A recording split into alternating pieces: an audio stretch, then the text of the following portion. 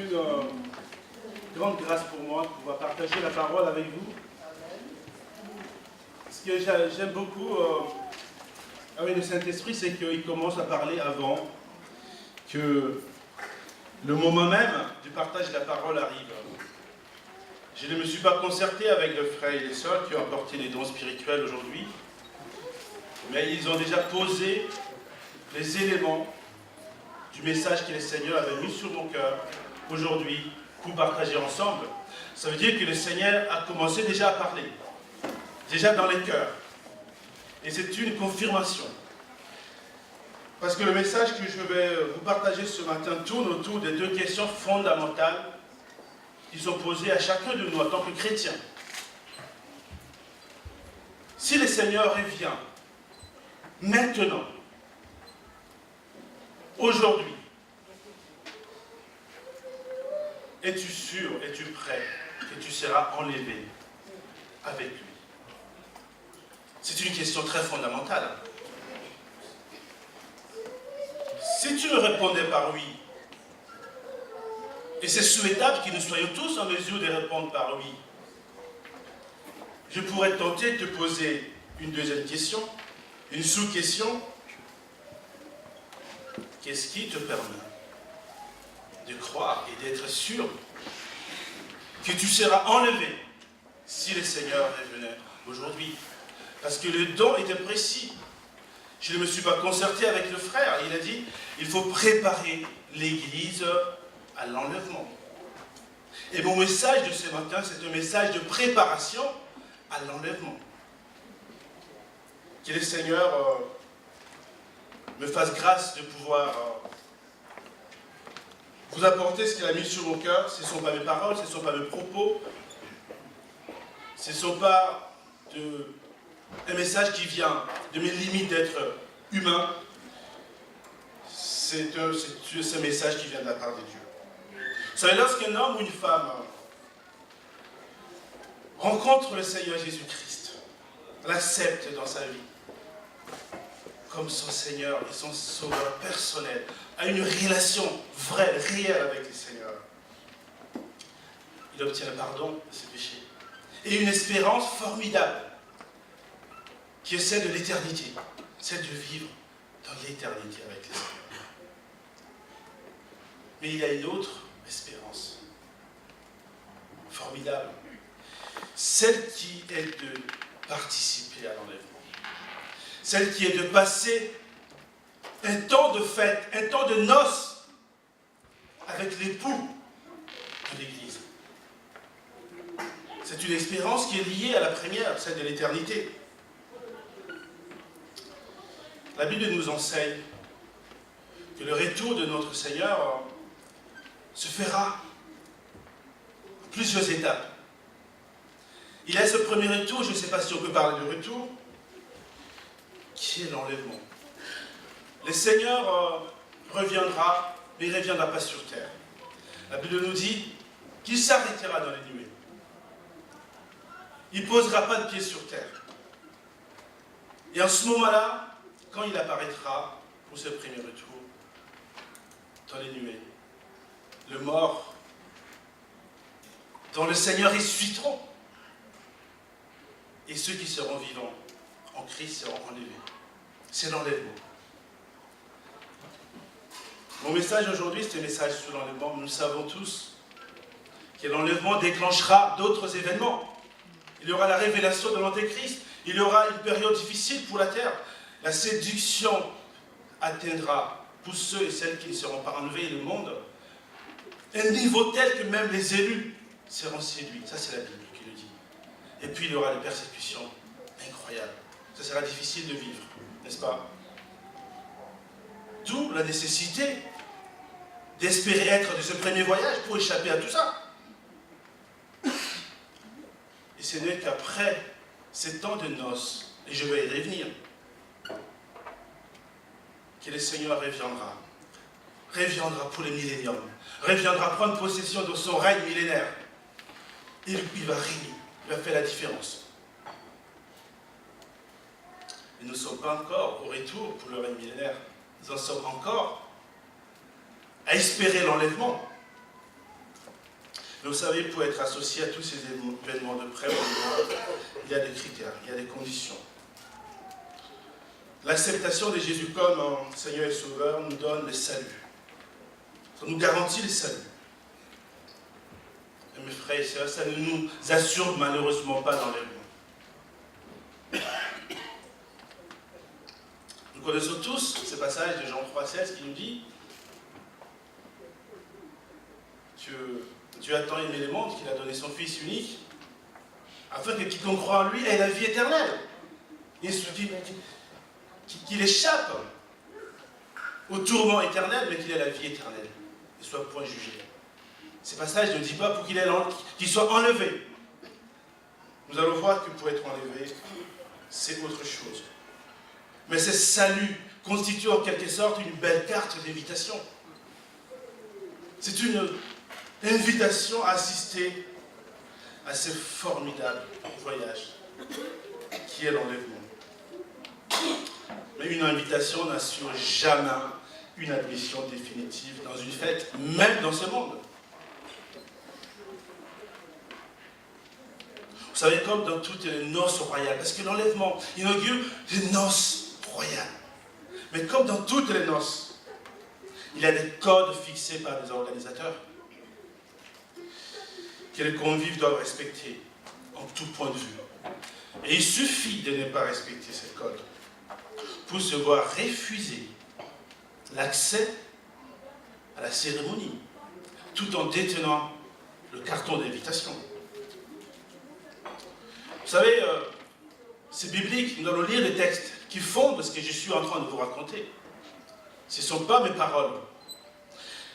Ces codes exigés pour admettre les convives à une cérémonie peuvent être purement protocolaires.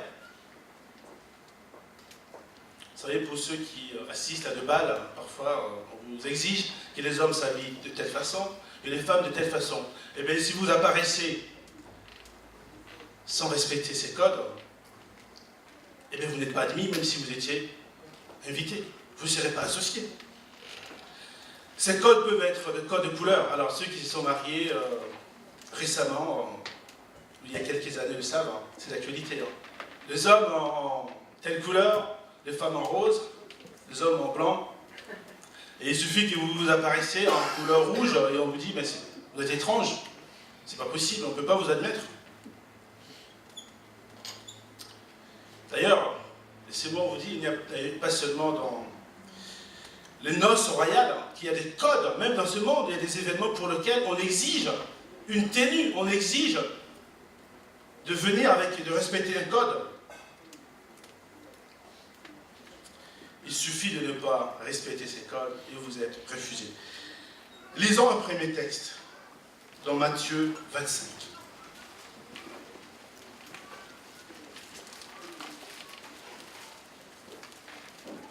Nous allons lire plusieurs textes aujourd'hui. Lisons un premier dans Matthieu 25, à partir du verset 1. Il s'agit bien de l'histoire des 10 vierges, décrite dans la parabole de Matthieu, que vous connaissez, et je vais lire avec vous. Je vais lire pour vous. Amen. Alors, le règne des cieux sera comme ces 10 vierges qui avaient pris leur lampe pour aller au devant du marié. 5 d'entre elles étaient folles et 5 autres étaient avisées. Les folles, en prenant leur lampe, n'avaient pas pris l'huile avec elles. Mais celles qui étaient avisées, ce qu'on appelle les sages, dans plusieurs versions, avaient pris avec leur lampe de l'huile dans un récipient. Comme le mari tardait, toutes s'assoupirent et s'endormirent. Au milieu de la nuit, il eut un cri.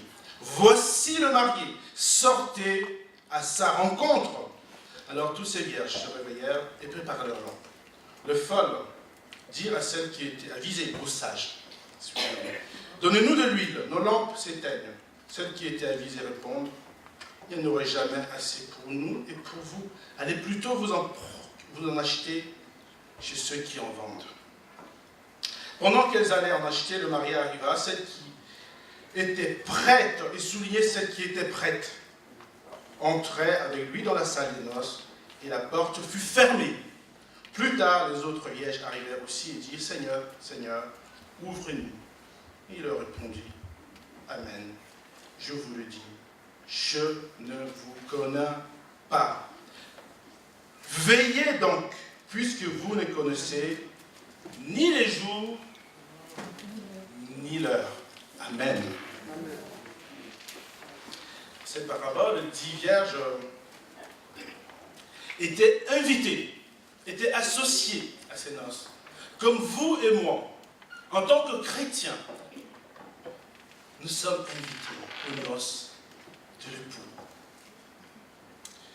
Dans ces passages, le 10 vierges allait être à l'honneur. Et le Christ, pour les noces qu'il a préparées, nous mettra à l'honneur en tant que chrétiens. Il va nous honorer au travers des noces de l'époux. Nous voyons bien dans cette histoire qu'il y avait la part de l'époux qui était de préparer la fête, de ménager un endroit, qui était de tout faire pour que la fête soit belle. Il y avait une part qui revenait aux vierges, même si elles avaient été toutes invitées. Elles devaient être éveillées lorsqu'on leur criera « Voici l'époux, voici le marié ». Mes frères et sœurs, il faut rester, il faut être éveillé. Comme nous allons le voir tout à l'heure, si on est endormi et que l'époux se présente, eh bien on va rater. On ne saura même pas ce qui s'est passé. Ça sera trop tard. L'époux lui-même, quand il venait chercher, son épouse ne connaissait même pas ses jours. Vous savez, dans les noces juives, parce que l'image qui nous a utilisée parle du mariage juif. Quand le fiançailles avait été célébré et scellé entre l'époux, entre le fiancé et la fiancée, on va dire, le fiancé retournait auprès de sa famille et préparait une maison, préparait un endroit pour pouvoir accueillir son épouse et vivre sa vie. Même quand la préparation de la maison était prête, l'époux ne pouvait pas de lui-même se réveiller et aller chercher son épouse. Ces privilèges revenaient au père. C'est le père qui lui disait « Mon fils, va chercher ta fiancée pour en faire ton épouse. » Et alors, l'époux se mettra en route, en cortège, avec ses amis, avec un groupe qui chantait, qui jouait, et en s'approchant du village de sa fiancée. C'est par le cri du cortège que la fiancée était informée que l'époux est arrivé. Ce qui obligeait l'épouse, la fiancée, la future épouse, à être prête, à être éveillée, tout le temps à être belle, à se préparer, à se préparer. Et nous allons voir tout à l'heure la préparation pour pouvoir entrer dans les noces. Et c'est au cri de « Vive le marié, vive l'époux » que la fiancée et sa famille venaient à la rencontre. Alors, le fiancé prenait son épouse pour en faire sa femme. Et la fête pouvait commencer. Et le mariage était officiel.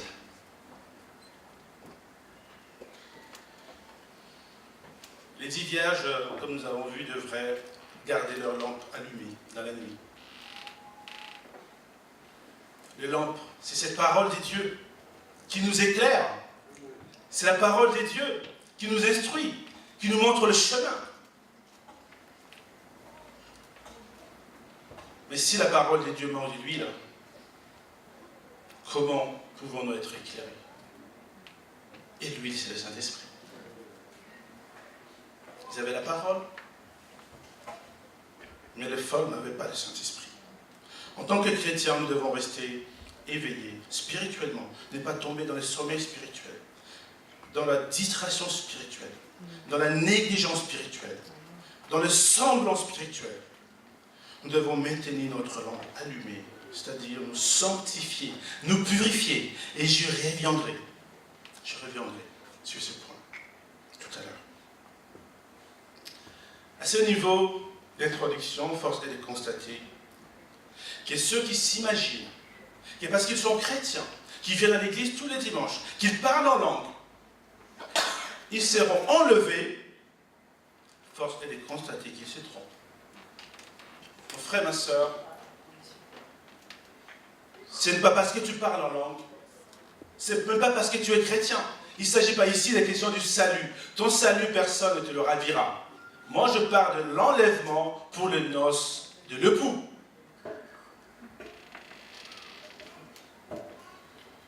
Le salut n'est qu'une inscription, souvenez-vous, retenez cela, sur la liste des convives.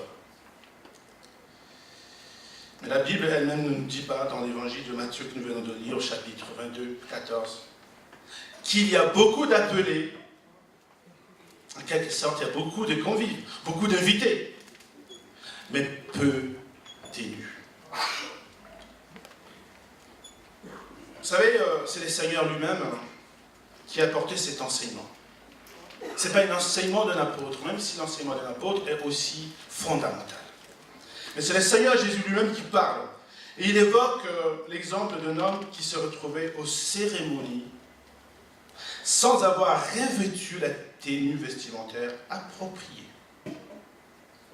Le roi, en entrant dans la salle pour les cérémonies, pour les noces, remarque cet homme, constate ce manquement.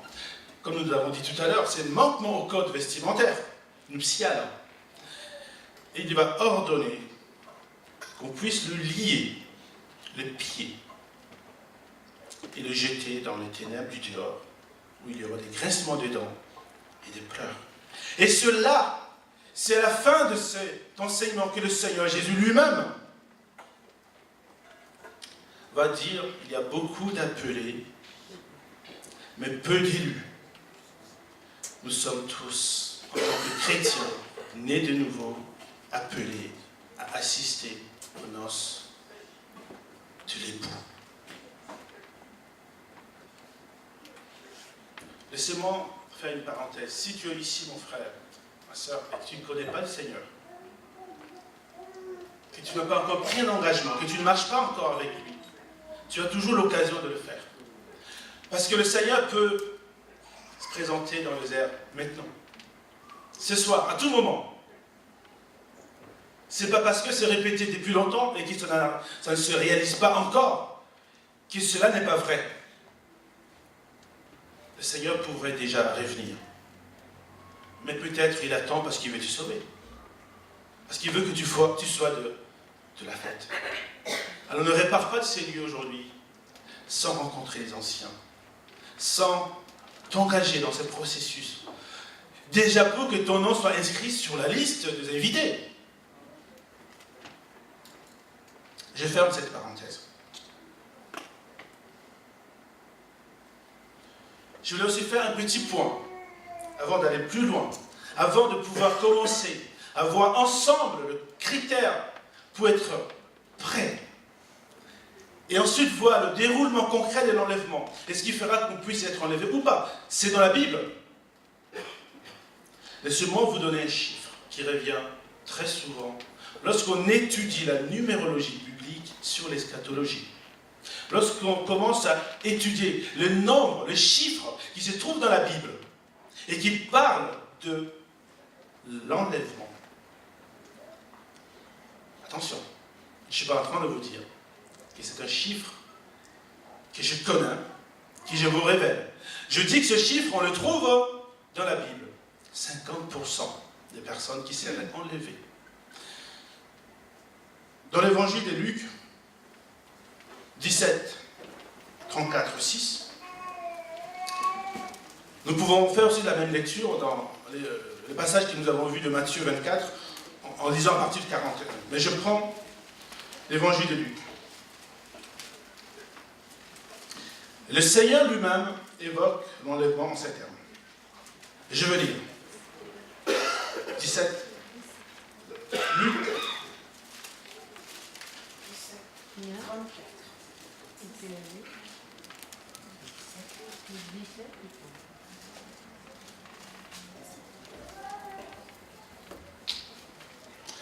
Je vous le dis en cette nuit-là, des deux personnes qui seront dans le même lit, l'une sera prise, l'autre laissée.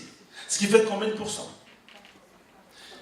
De toutes les personnes qui seront dans leur lit à ce moment-là, si une est enlevée et l'autre laissée, c'est 50%.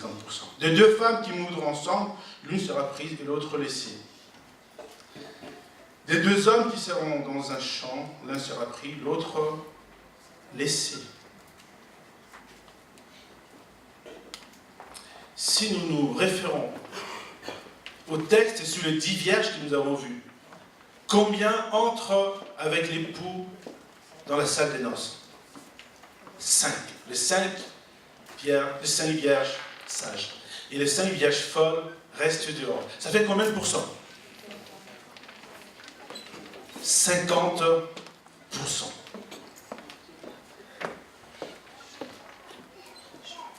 J'attire simplement votre attention sur ces chiffres pour attester que la Bible elle-même ne dit pas que tout le monde sera enlevé.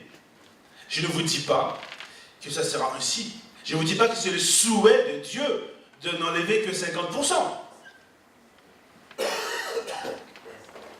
Le souhait de Dieu, c'est que 100% soit enlevé. Le problème, c'est que ça ne dépend pas de lui seulement. Il a laissé à nous une part dans la façon dont nous voulons vivre notre vie chrétienne. Comment nous voulons décider de mener notre vie. Nous voulons être de ce voyage, oui ou non.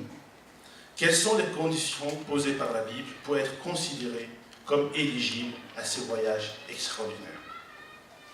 Voilà la question auxquelles je vais essayer de répondre maintenant.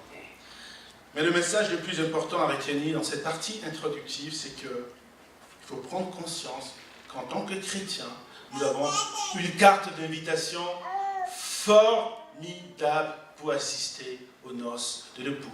On ne parle pas là du mariage d'un prince de ce monde. On ne parle pas là d'un événement important de ce monde. Nous parlons de noces de l'époux pour assister, qui vont durer quand même 7 ans.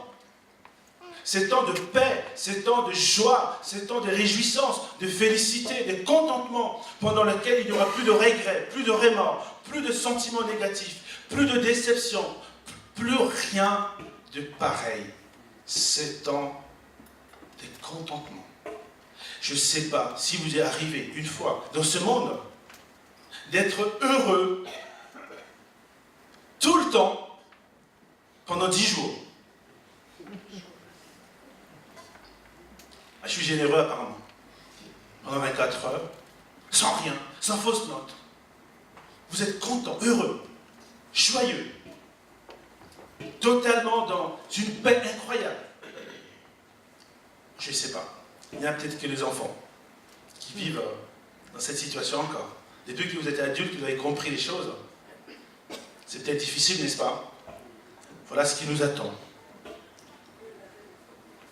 Avec l'époux, dans ses noces, 7 ans de paix et de joie totale. Cette prise de conscience devait nous conduire maintenant à entrer en préparation. Comment nous préparer? L'apôtre Paul, dans sa première épître aux Thessaloniciens, chapitre 4, nous allons le lire tout à l'heure, a donné quelques éléments que nous pouvons utiliser, qui peuvent nous permettre de mieux nous préparer à l'enlèvement. Puisque nous ne connaissons ni jour ni l'heure à laquelle l'enlèvement aura lieu, le plus important, ce n'est pas de chercher à connaître ces jours. Il y a des prophètes de tout le temps qui ont annoncé la fin du monde, qui ont annoncé le jour, la date, le mois de l'enlèvement, qui ne se sont jamais réalisés. Mais est-ce que, mes frères et mes sœurs, c'est le plus important? Ce n'est pas le plus important, c'est d'être prêt. Parce que si vous êtes prêt, vous ne serez jamais inquiet de quand ça va se passer et comment. Vous êtes prêt.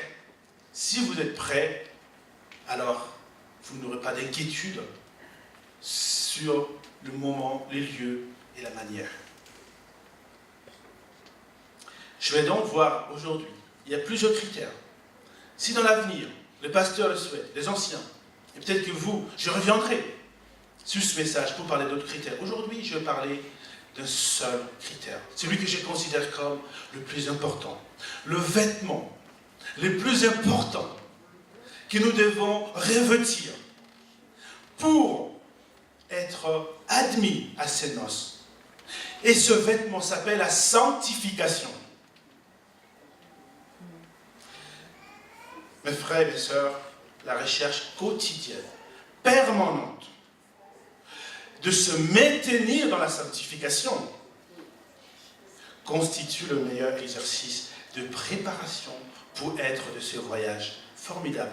Je n'ai pas dit la recherche de la sanctification, je vais y revenir. Je dis la recherche pour se maintenir dans la sanctification. Personne ne peut obtenir la sanctification par ses œuvres, par ses efforts. La sanctification nous est donnée, c'est un don de Dieu. C'est un don de Dieu.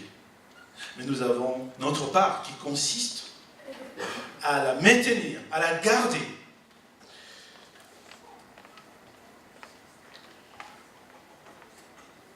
Il est vrai que l'homme, par sa nature, est pécheur. Et même vous et moi, les chrétiens. Lisons 1 Thessaloniciens 5.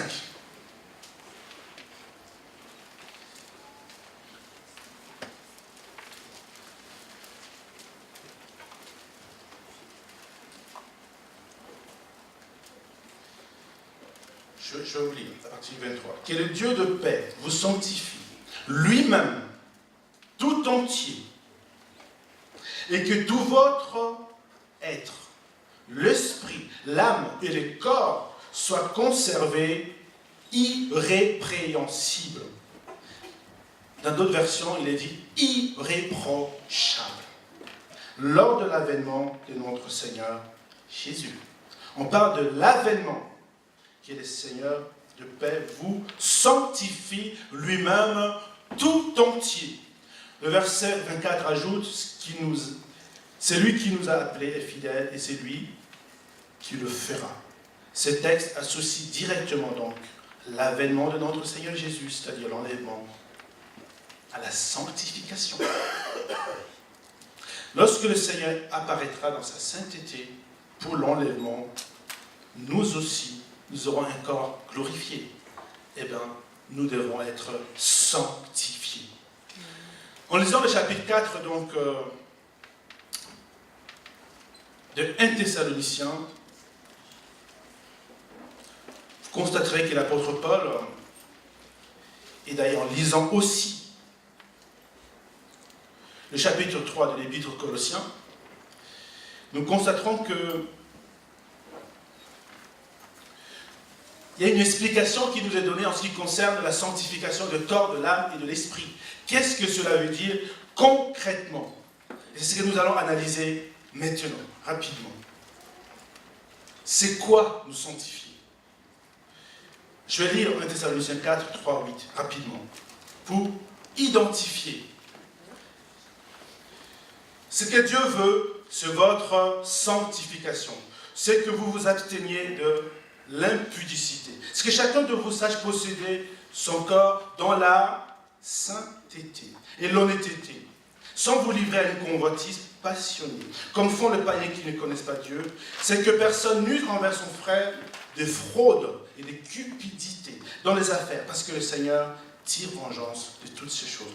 Comme nous vous l'avons déjà dit, attesté, car Dieu ne nous a pas appelés à l'impureté, mais à la sanctification. C'est lui donc qui rejette ces choses, ces préceptes. Ne rejette pas un homme, mais Dieu qui nous a donné son Saint-Esprit. Amen. En lisant ces versets, la première leçon que nous pouvons donc tirer, c'est que le combat de la sanctification pour un chrétien est avant tout un combat pour s'abstenir des différentes choses qui pourraient venir en quelque sorte essuyer. Pourquoi ce n'est pas un combat? qui consiste à rechercher la sanctification. C'est tout simplement parce que lorsque nous nous convertissons, lorsque nous recevons Jésus-Christ dans notre vie et que le Saint-Esprit nous est donné, nous sommes sanctifiés. Dieu nous donne la sanctification. L'Esprit de Dieu ne peut pas habiter dans un corps, ne peut pas venir sur quelqu'un qui n'est pas purifié, qui n'est pas sanctifié. Quand l'Esprit de Dieu vient, c'est parce que le sang de Jésus nous a déjà réconciliés avec Dieu. C'est parce que le pardon nous a été accordé. C'est parce que nos péchés ont été pardonnés. Et alors nous avons la sanctification. Quitte à nous, maintenant, de maintenir notre vie dans la sanctification. Analysons très rapidement les différentes tentations qui sont énumérées dans ce passage. La tentation de l'impudicité. Vous savez, nous sommes aujourd'hui dans un monde où l'impudicité nous est proposée chez nous à la maison. Alors que tu es là, assis tranquillement devant ta télé, devant ton ordinateur, c'est alors qu'on vous passe de scènes, de pornographie, des scènes impudiques. Il n'y a plus aujourd'hui besoin pour les hommes d'aller dans le quartier de Paquis pour voir des prostituées qui offrent des faveurs sexuelles, pour être tentés par l'impudicité. Ça vient chez vous à la maison. On vous le propose à la maison. On vous le propose au travers de votre Internet, de votre ordinateur. Aujourd'hui, que ce soit au travail, que ce soit à l'université, au lycée, même si vous faites l'effort, vous pouvez vous maintenir pur. Mais vous êtes entouré des personnes qui viennent vous voir avec des échanges impudiques, qui viennent vous proposer des échanges qui n'honorent pas Dieu. Tout de suite, on se dit, ah bon, moi je suis chrétien, je ne commets pas l'adultère, je ne vais pas avoir la prostituée. Oui, mais combien de chrétiens sont des adeptes de la pornographie? Combien de chrétiens sont liés dans des liens de pornographie?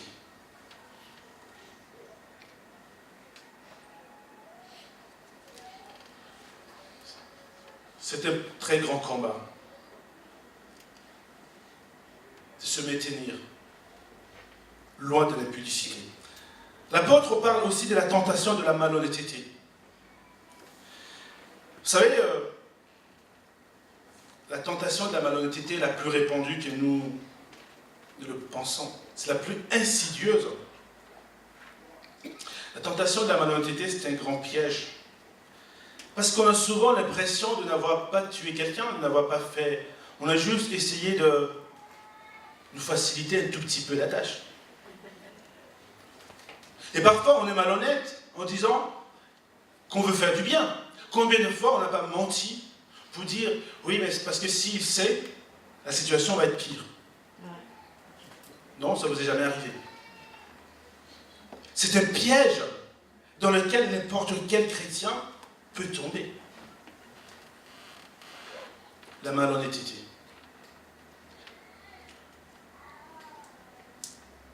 Vous savez, je me suis rendu compte, j'aime rouler vite, je suis un adepte de vitesse quand je suis en voiture. Et je me suis rendu compte que si le Seigneur venait, pendant que je suis en route entre Paris et Genève, en voiture, et que l'enlèvement avait lieu au moment où je roule à 180, au lieu de 130, je ne sais pas si je serais pris, je ne sais pas si vous comprenez. Il me trouvera en train de violer la loi. Non? Apparemment ici, il n'y a personne qui roule qui n'a des contraventions, il n'y a que moi. Mais combien de fois, cette malhonnêteté, on trouve que ce n'est pas grave, en tant que chrétien? Là où le Seigneur lui-même a respecté la loi, là où le Seigneur lui-même a dit qu'il fallait payer les impôts, qu'il a dit à César ce qui est à César, et à Dieu ce qui est à Dieu. Combien de fois n'avons-nous pas mis de hiérarchie dans la malhonnêteté pour trouver que ça c'est c'est juste pour arranger un peu. Au final, il n'y a pas d'intention de faire du mal. Ah bon? L'apôtre dit, ça, on n'est pas dans la sanctification en faisant ces choses. Il nous parle aussi de la tentation de la convoitise. Waouh, la convoitise. La convoitise est un péché qui guette tout le monde aussi. Qui n'a pas le désir de posséder quelque chose qui lui appartient? Qui lui appartient. Tous nous avons envie d'avoir quelque chose qui nous appartienne. D'avoir de beaux habits, un compte en banque, de préférence bien garni. D'avoir, ça c'est pour les garçons, une belle et une jolie femme, de préférence soumise. Avoir de beaux enfants, de préférence bien sages et réussissant bien à l'école, n'est-ce pas? D'avoir un gendre idéal, mais qui se fait de la maçonnerie, de l'électricité, c'est bien, ça peut aider. Qui n'a pas envie d'avoir une belle-mère moins interventionniste, gentille, qui reste chez elle, en l'occurrence? Vous pouvez compléter la liste. C'est pas mauvais, toutes ces choses en soi. Vous savez quand ça devient mauvais? Les désirs que nous avons. C'est quand se pousser à l'extrême, quand ça devient malsain, quand ça devient quelque chose qui ne nous lâche plus. Je connais des frères, des sœurs, qui sont au chômage depuis très longtemps, qui ne se réjouissent plus de voir d'autres travailler. Il suffit qu'un frère, une sœur vienne et dise « Je loue le Seigneur parce que j'ai un travail formidable, Dieu me bénit tellement dans mon travail. » Quand tu ne te réjouis plus qu'il ait un bon travail, tu deviens convoitant. Tu veux te marier? Très bien. C'est un bon désir. Mais si tu ne te réjouis plus de voir des frères et des sœurs se marier, et te dire « Oh, et moi alors? C'est pas possible. » Tu ne te réjouis plus et tu deviens, ça devient malsain. C'est de la convoitise. Vous voyez comment, de désir au début pur, l'ennemi peut transformer tout ça en convoitise pour nous piéger. C'est très clair, je ne suis pas en train de dire qu'il ne faut pas avoir des désirs, il ne faut pas avoir... Mais la convoitise, ça peut nous éloigner de la sanctification. Et nous pouvons rater le voyage. Je vais aller rapidement sur la tentation de la fraude et de la tricherie. Waouh! La fraude. Ça, c'est un piège qui nous propose un raccourci vers le succès, vers la victoire, vers la réussite. C'est un raccourci que le diable nous propose, même aux chrétiens. Des élèves et des étudiants qui trichent.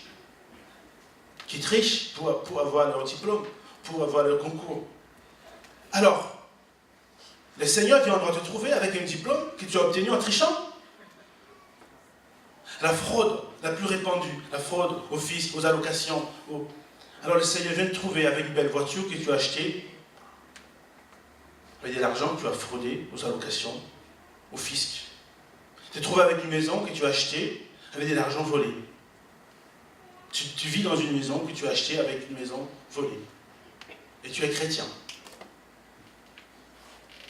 Vous pensez que ces choses seront cachées quand le Seigneur apparaîtra?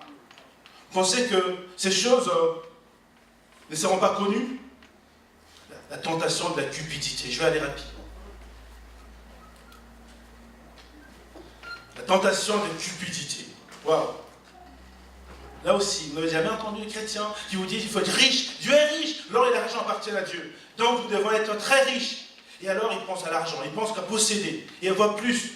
En disant qu'on est chrétien, on devait avoir plus de richesses, plus de voitures, plus de ce que vous voulez de maisons que les gens de ce monde. L'évangile de la prospérité seulement. Et généralement, cet évangile glisse vers la cupidité.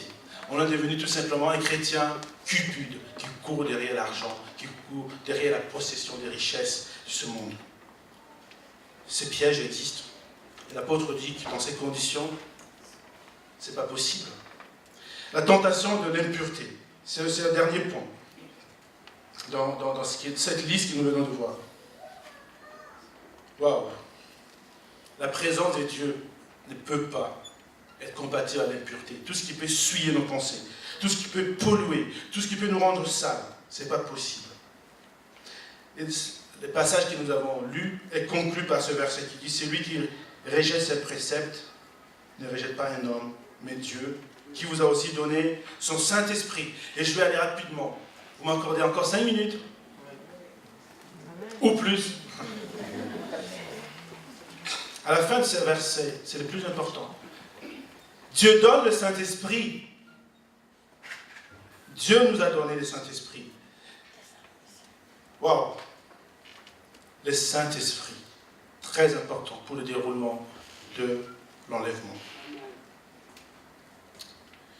L'apôtre Paul décrit l'Église de Jésus qui paraîtra devant lui les jours de l'enlèvement. Dans Éphésiens 5, 27, comme une Église sans tache, ni ride, sainte et irréprochable. Et l'image qui est utilisée là aussi, c'est l'image de l'époux et l'épouse. Marie, aimez vos femmes comme Christ a aimé l'Église et s'est livré lui-même pour elle, afin de la sanctifier, la sanctification, par la parole, après l'avoir purifiée par le baptême d'eau, afin de paraître devant lui, cette Église glorieuse, sans tache, ni ride, ni rien de semblable, mais sainte et irréprochable. C'est le Saint-Esprit qui atteste en nous la présence de Dieu.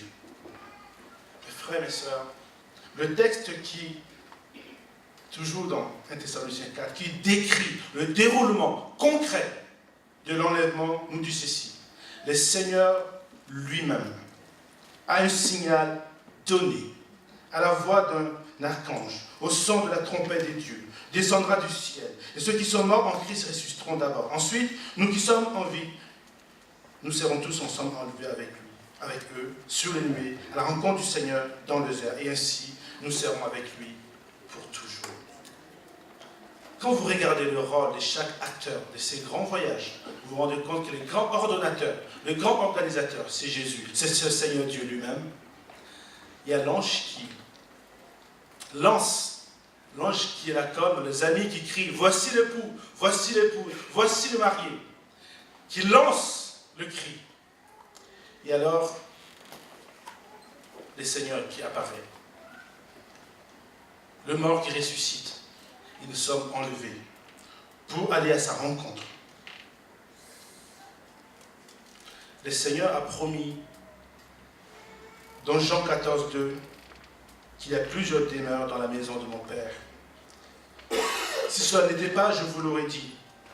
Je vais pour vous préparer une place. Et lorsque je m'en serai allé et que je vous aurai préparé une place, je reviendrai et je vous prendrai avec lui, afin que là où je suis, vous aussi vous soyez. Mais il y a un dernier acteur, le plus important. Enfin, le plus important dans l'opérationnalité de l'enlèvement. C'est le Saint-Esprit. C'est le Saint-Esprit qui nous propulsera, ça c'est ma conviction, pour aller à la rencontre de notre Dieu. Parce que autrement, y a-t-il dans la salle des gens qui savent voler pour aller à la rencontre du Seigneur? C'est le Saint-Esprit qui le réalisera. Vu le caractère soudain, instantané de l'opération, c'est le Saint-Esprit qui l'accomplira. Comment voulez-vous que le Saint-Esprit accomplisse en nous l'opération s'il trouve en nous de la souillure, s'il trouve en nous de l'impureté? Ce n'est pas une question de choix de Dieu qui dit « Ah oui, tu es chrétien, là tu as péché, et à cause de ton péché, je ne te prends pas. » C'est une question tout simplement de déroulement de l'opération. Le Saint-Esprit vient et trouve que ce n'est pas possible. C'est pas possible. C'est pas possible parce que le Saint-Esprit ne peut pas présenter à Jésus quelque chose de souillé, quelqu'un d'impur, parce qu'il est saint. L'Esprit de Dieu est saint. Et le Saint est esprit. Waouh! Vous voulez être du voyage, de l'enlèvement, il faut revêtir un vêtement, la sanctification. Il n'y a pas un autre vêtement.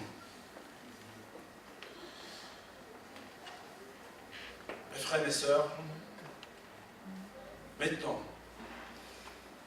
si je repose la question que j'ai posée au début, êtes-vous prêts? Êtes-vous prêts tout le temps? Parce qu'il s'agit d'être prêt tout le temps, puisqu'on ne connaît ni l'heure, ni le jour. J'ai un dernier texte. Un dernier texte pour finir. Je vais vous lire et nous allons prier. C'est dans Apocalypse 22, à partir du verset 14. Il nous a dit, heureux ceux qui lavent leur robe, afin d'avoir droit à l'arbre de vie, et d'entrer dans le porte dans la ville. Dehors le chien, les enchanteurs, les impudiques, les meurtriers, les idolâtres, et quiconque aime et pratique le mensonge. Moi, Jésus, c'est le Seigneur qui parle. J'ai envoyé mon ange pour vous attester ces choses dans les églises. Je suis le rejeton et la postérité de David, l'étoile brillante du matin. Et l'esprit et l'épouse disent, viens. Et que celui qui entend dise, viens. Et que celui qui a soif vienne, que celui qui veut prenne de l'eau de la vie gratuitement. Verset 19. Celui qui atteste ces choses dit, oui, je viens bientôt. Amen. Viens, Seigneur Jésus. Le Seigneur revient bientôt. Mais s'il revient, trouvera-t-il, mon frère, ma soeur, que tu mènes ta vie tout le temps, que tu maintiens ta vie dans la sanctification, loin de l'impureté? Si ta réponse est oui, alors tu seras enlevé. Inclinons-nous dans la prière.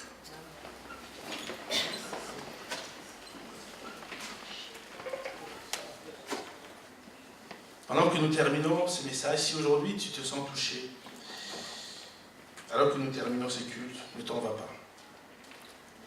Les anciens peuvent te donner une main d'association pour prier ensemble, pour commencer à poser quelques bases de certaines choses que tu veux rectifier. Il y a peut-être une colère, il y a peut-être un caractère, il y a quelque chose qui te fait souvent tomber dans le péché, qui te fait souvent tomber dans l'impureté. Alors, tu as essayé de traiter ça seul, tu n'y arrives pas. Alors, oui, le Seigneur nous amène, nous appelle à nous aider les uns les autres. Et les anciens sont établis pour cela. Seigneur, merci pour ce matin, pour ce message. Seigneur, vraiment, ma prière pour chacun de nous, pour moi, pour mes frères et mes sœurs, c'est que, à ton retour, lorsque tu apparaîtras pour l'enlèvement, que personne de nous ici présents et nos familles ne soit laissé, ne soit soumis, Seigneur, à cette dure tribulation qui suivra. Seigneur, ma prière, c'est que tu nous aides à maintenir nos vies tous les jours dans la sanctification. Que nous puissions rechercher ta face tous les jours, chaque instant. Que nous ne nous laissons pas distraire par quoi que ce soit. Mais que ton Esprit Saint en nous, nous révèle chaque jour, ton cœur, afin que, Seigneur, nous puissions à notre tour nous préparer, nous purifier, nous sanctifier au travers du sang de l'agneau pour être prêts pour ces jours. Que ton nom soit loué, que ton nom soit glorifié. Merci parce que tu le fais pour la gloire de ton nom. Et dans le nom de Jésus. Amen.